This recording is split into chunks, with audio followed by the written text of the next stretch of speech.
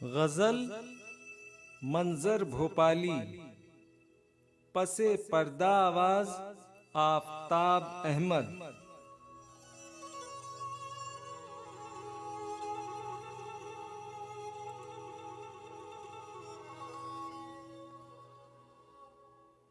आंख भर आई किसी से जो मुलाकात हुई, खुश्क मौसम था मगर टूट के बरसात हुई।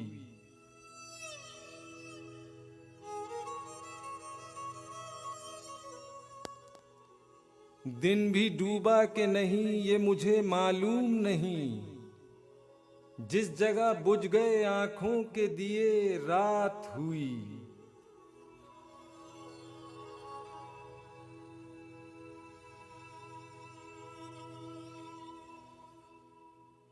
कोई हसरत कोई अरमा कोई ख्वाहिश ही न थी, ऐसे आलम में मेरी खुद से मुलाकात हुई।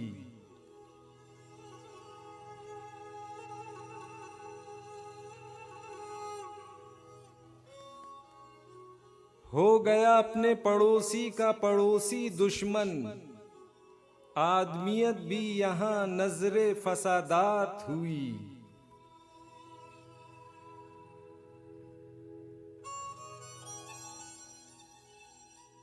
इसी होनी को तो किस्मत का लिखा कहते हैं, जीतने का जहां मौका था वहीं मात हुई।